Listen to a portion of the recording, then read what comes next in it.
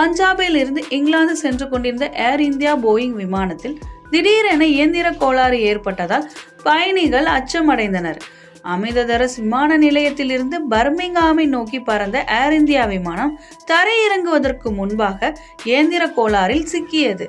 விமானத்தின் இறக்கை பகுதியில் இருக்கும் அவசர கால மின் அமைப்பில் சிக்கல் ஏற்பட்டதாகவும் விமானிகள் துரிதமாக செயல்பட்டு விமானத்தை பாதுகாப்பாக தரை இறக்கியதாகவும் ஏர் இந்தியா தெரிவித்துள்ளது. இது குறித்து இந்த பதிவில் விரிவாக பார்க்கலாம். பஞ்சாப் மாநிலம் அமிர்தசரஸில் இருந்து இங்கிலாந்தின் பர்மிங்ஹாம் நோக்கி ஏர் இந்தியாவின் போயிங் 787 விமானம் AI-117 நேற்று முன்தினம் புறப்பட்டது. இந்த விமானம் பர்மிங்ஹாம் விமான நிலையத்திலிருந்து தரையிறங்கும் நேரத்தில் அவசர கால கருவியான ராம் ஏர் டர்பைன் இயங்க தொடங்கியது. ஆனாலும் விமானம் பாதுகாப்பாக தரையிறக்கப்பட்டது.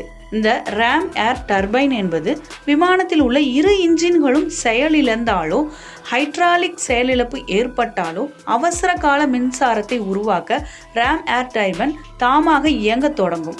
இவை விமானம் இயங்கிக் கொண்டிருக்கும் போது ஏற்படும் காற்றின் வேகத்தை பயன்படுத்தி அவசர கால மின்சாரத்தை உற்பத்தி செய்யும் தன்மை கொண்டது. இந்நிலையில் இது குறித்து ஏர் இந்தியா அறிக்கை ஒன்றை வெளியிட்டது. அதில் ராம் ஏர் டர்பைன் இயங்க தொடங்கியது ஏன் என்பது குறித்து விமானத்தில் பரிசோதனை செய்ய பர்மிங்ஹாம் விமான நிலையத்திலேயே விமானம் நிறுத்தி வைக்கப்பட்டுள்ளது. அதன் காரணமாக பர்மிங்ஹாமிலிருந்து டெல்லிக்கு செல்லும் விமானம் ரத்து செய்யப்பட்டதாகவும் பயணியர்கள் அனைவரையும் தங்க வைக்க மாற்று ஏற்பாடு செய்யப்பட்டு வருகின்றன எனவும் தெரிவிக்கப்பட்டுள்ளது. ஏர் இந்தியாவில் பயணிகள் மற்றும் பணியாளர்களின் பாதுகாப்புக்கு முன்னுரிமை அளிக்கப்படுகிறது என்றும் ஏர் இந்தியா விடுத்த அறிக்கையில் குறிப்பிடப்பட்டுள்ளது. கடந்த ஜூன் மாதம் அகமதாபாத்தில் ஏர் இந்தியா போயிங் 787 விமானம் இன்ஜின் அல்லது ஹைட்ராலிக் செயலிழப்பு காரணமாக புறப்பட்ட சில வினாடிகளிலேயே கீழே விழுந்து 260 பேர் உயிரிழந்தனர் என்பது குறிப்பிடத்தக்கது.